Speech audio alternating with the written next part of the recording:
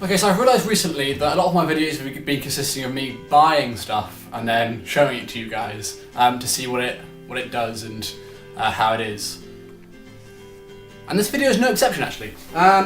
What I've done is I bought me a lovely, cheap clip-on microphone. It's a Thai microphone. You may see them in news broadcasts and things like that. They're just used to pick up kind of close sound. I've got a Zoom H4. It's an older version, but it's a Zoom H4, which I will be using to compare against the built-in sound in the camera. So why am I doing this? Well, a lot of people focus on the picture quality of their videos instead of the sound, and it kind of deteriorates the video. If you have really good sound and quite crappy video, it can still be an alright video. If you've got crappy sound and a good video, you're just going to have nothing to play along with in a sense. Your ears won't be happy. So what I've done is I've picked the biggest room in the house, so hopefully with the most amount of echo, and I'm going to see how close miking me like that is compared to the camera, and then plugging this into that to see what this sounds like as well. I bought this for $17.99 from Maplins, and I initially assumed it's wireless because you had an independent thing there and a wire going down there. I thought that would be transmitted, but there's I don't know why I thought it was wireless. It didn't say it was wireless. It was just me being stupid. But what I do is I need to open this and try things out and see what happens. So I will do that.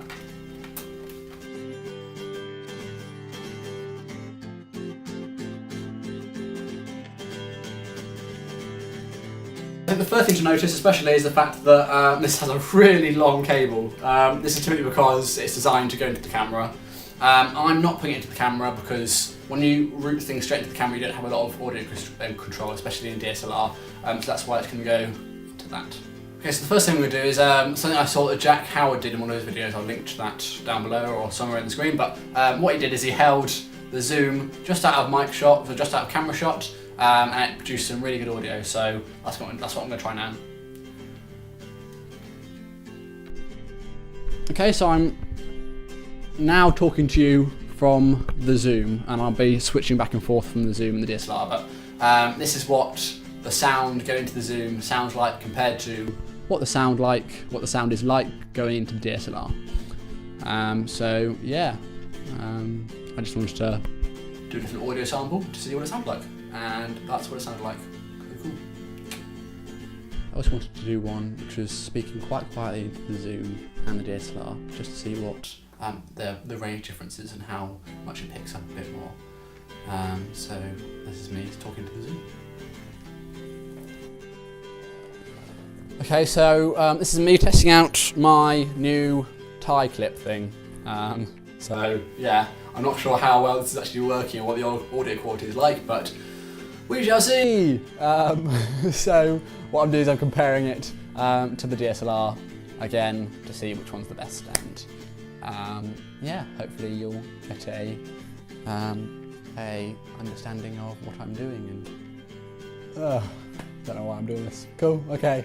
So I'm not. I don't know what the audio quality is like. So I'm going to go away and listen to it now and see what the difference is. So I'm going to do that.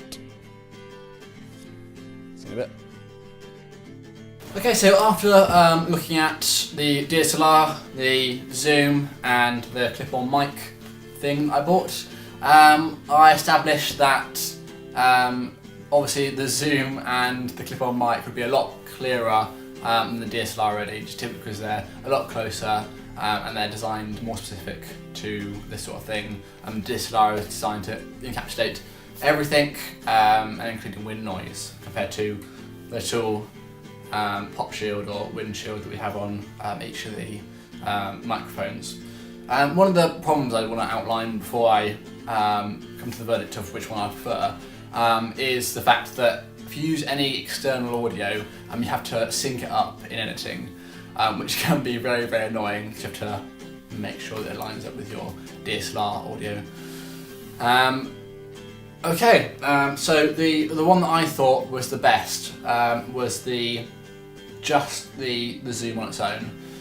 The reason why I thought that is because when I was listening back to it, it had a lot clearer noise, a lot clearer sound, and it was a lot louder as well. And when I used TieClip, it was a lot quieter, which meant that when I tried to boost the volume a little bit, I got a lot of noise elsewhere.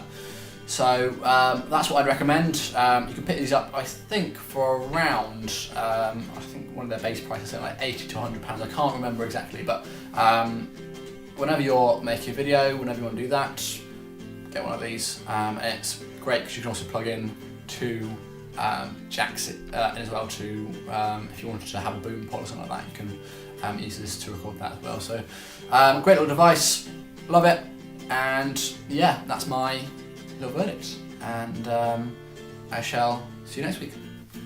Goodbye.